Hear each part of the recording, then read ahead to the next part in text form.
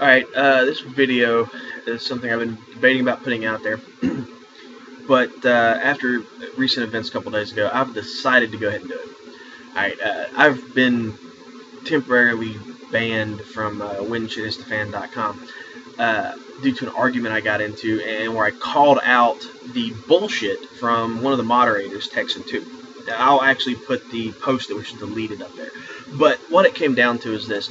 A lot of what I said was being exaggerated. I say one thing and then Texan will go off saying, oh, you're saying all this other shit. Well, let me explain something to you, right? Number one, I find this whole ninja shit kind of hilarious. Yeah, teach ninjutsu, practice ninjutsu, write books on ninjutsu, but for the most part, let's be honest, ninjutsu's kind of a joke in the martial arts world. It's medieval spying techniques and assassination. It's not really martial arts. And so you basically sit around learning nothing but martial arts, and they call it ninjutsu, and it comes into this. In all reality, no one has a proven lineage. Not Hatsume, not Takamatsu, not Frank Dukes, not Ishida Kim, not me. I'm cool with that. Oddly enough, I'm extremely cool with that. Because what it means is this. Ninjutsu only has 2 routes. 3 routes, right, really. But you have, well, 2.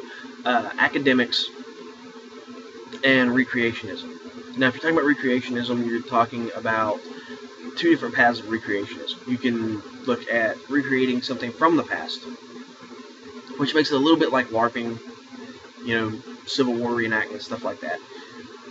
And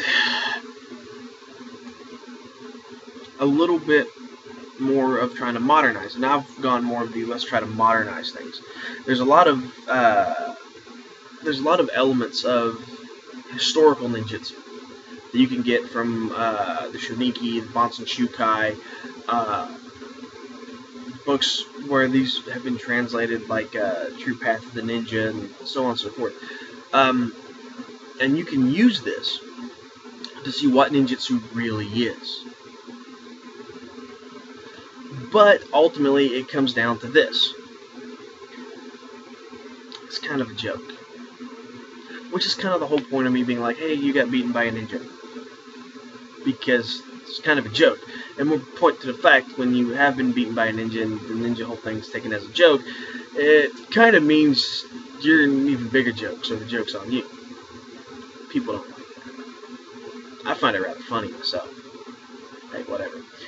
Now, the whole incident on whenshitistofan.com came up as this, and this is where I was going to do this video before, but since all this happened, I have to mention this. I'm going to put a screenshot of that deleted post up on here. What it essentially comes down to is this. I said that you must treat the police almost like a rattlesnake. You treat them with respect, but you treat them with caution.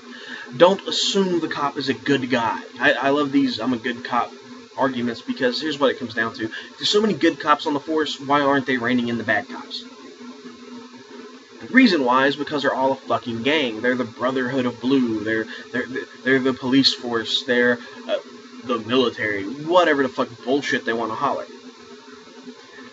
What you come into is the fact that, well, a person armed with a gun who has the ability to kill you, in which the legal system will always treat them as if they are innocent, while proclaiming them innocent until proven guilty. But yet, if you commit a crime or defend yourself with a gun, or in whatever case, you go to jail, you're locked in a little box, and you're held there until they have a trial. Most likely, the way the system works is they just hold you in a jail cell and basically hold you ransom until you take a plea bargain admitting guilt to something you never did. Just so they can enter something else on a computer and put you in a system and declare you a felon or this or that or whatever, just so they can be right and you can be wrong, and you will respect their authority. Well, the only authority they have, really, honestly, is the authority of force, the authority of a gun. See, I've pointed out before, and this pissed everyone else, this is one of the things that pissed Texan2 off, is that Well, not just me going back and pointing out that he's a fucking liar who's abusing his authority as a moderator, but the fact that I stated, according to Baddock versus the United States, I have a right to defend myself against the cop. Now, I'm not even just talking about the defense against the cop, because Baddock versus Ohio was really, really pertinent in two things. One, they established that a false arrest was an assault and battery, and that you can defend yourself against a police officer, which is how 90% of the people take it. There's also that other little 10% margin, where it says that there's a limitation to the authority of the police. Now, going by Brady versus Ohio, which is the exclusionary rule, we come into the whole issue of the good faith, bad faith clause, which says you must always assume that the courts and the police and the prosecutors are acting in good faith, unless you can prove they're acting in bad faith. So, let's think of it a little bit differently. You're walking along a trail in the woods, and you bump into a rattlesnake. The rattlesnake can bite you and kill you. You can try to mess with the rattlesnake, in which he can bite you and kill you. Or you can treat the rattlesnake with respect, back away from him while he's putting on his threat display of his little wagging, rattling tail, and maybe pick up a stick or a rock of your own to defend yourself with. Now, let's take this metaphor a little bit more into context, because I'm not saying to pick up a stick or a rock and hit a cop with it. What I'm saying is this. That police officer has a firearm which he can use. He has the ability to use physical force, even deadly force, and get away with it. Because he's always acting in good faith. Even when he's falsely arresting you, he's acting in good faith. So, what you have to do to defend yourself is you have to record the interaction. Now, let's say the cop isn't an asshole, he isn't trying to set you up, any stupid shit like that. Then you record him. Who cares? Alright? Think of it this way. If you're on that little trail and that rattlesnake's rattling his tail, and you pick up a stick, you don't hit him with the stick, but you pick up a stick to defend yourself, and you get further down the trail and he doesn't bother you and you're away from him and everything's cool, you don't need your stick anymore. You'll generally throw it down. It's generally what happens. See, the fact of the matter is, because the courts always assume that the cop is acting in good faith, that he's always guilty until proven innocent, even though they treat you as if you're, they always treat them as if they're innocent until proven guilty, and you're always treated as if you're guilty until proven innocent. That's why they lock you in a little jail cell, keep you there until you lose so much of your life and have to go back and try to pick up the pieces just going through court to prove that you were innocent. And then when you go to sue the cop, it's okay, we're acting in good faith. Well, here's the thing about it. You always have to record your interactions with the police.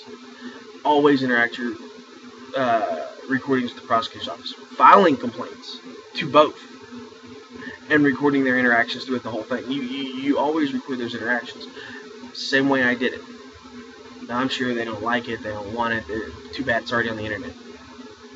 The fact of the matter is, you can treat a police officer with respect. Yes, sir. No, sir. Can I help you, sir? I'm sorry, sir. That would you're asking me to give you permission to violate my civil rights, and I don't agree to that. Am I being detained, sir? Or you can say, you're the big bad scary guy with the gun. Basically, it comes down to this.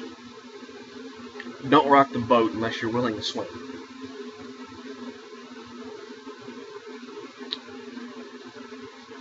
If you're... Never assume the cops are there to help you. They're not your buddies, they're not your friends. That's true, I agree with that. Text did say that.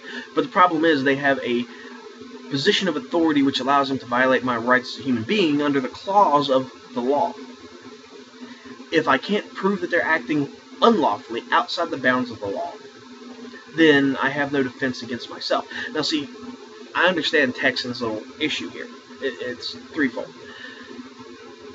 But I'll say, well, fuck it, 3. I was going to go with 2, but we'll go with 3. It comes into this. Number 1, cops don't like being treated as if they're criminals, even if they are. You have to respect their authority. They don't like being referred to as Barney Fife or Buford T. Justice or any of that other bullshit, even though they tend to want to act like it at times. Not all of them, some of them. 2, most cops are involved in either covering up for dirty cops or being dirty cops themselves, regardless of what they say or do. So, if they know someone who's a dirty cop and they haven't turned them in, and someone's over here talking about how dirty the police force is, generally speaking, most of the dirty cops will run around in a circle, and you can go right off that into, hey, here's that good cop I know. Oh, we work together. Really, that's why he's at your house at a barbecue on the 4th of July. Just saying. You know, locally, and like I said, like I've told Tex, and in my own experience, I've seen otherwise. But it's okay. He's a cop.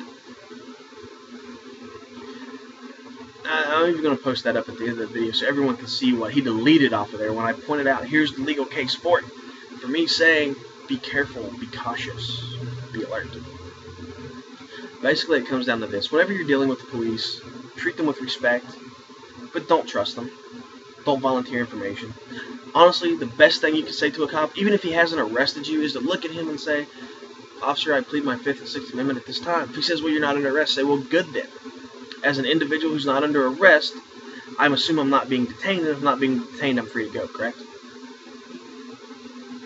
And if he says no, so in other words, you're detaining me. Well, if you're detaining me, why are you detaining me? And since you're detaining me, and a false detainment is the same as a false arrest, I would like to plead my 5th and 6th Amendment rights at this time. See, most cops don't go in investigating the facts. They don't look at the evidence and try to figure things out. It's not like CSI Miami. Most of the times they walk in and they already know who they think it's going to be. Somebody's house get broken into, they're going to go and suggest to the neighbors that they drop somebody's name who lives in the neighborhood or so over, who, when they were 18 and desperate, strung out, broke into a house. Well, you've already been charged with burglary 20 years ago. So, hey, you're the first person we're going to come look at. They'll bring you up on false charges and put that in there, even without a conviction, just so they can have it in the system that you were charged with it. Just so every other cop in the country will look at you and see you're the bad guy. You're exactly what they've created. And they will try to force you to be the very criminal they want you to be. I'm experiencing, I'm going through this my damn self. That's why they're trying to hide evidence, cover up the cell phone recordings, cover up all the information and everything else, trying to keep all that stuff hidden and tucked away. That's why they're on record. That's why I recorded them. That's why in an 8-page statement calling out names of corrupt officers and magistrates and judges, and mentioning Judge Hutchinson specifically, he's involved in the case. Strange how he's creating a conflict of interest which would rely on his personal bias for anything but a not guilty charge. Seems strange, isn't it? Oh, but that's okay. They're not worried about the appearance of right or wrong. They're just worried about getting a conviction.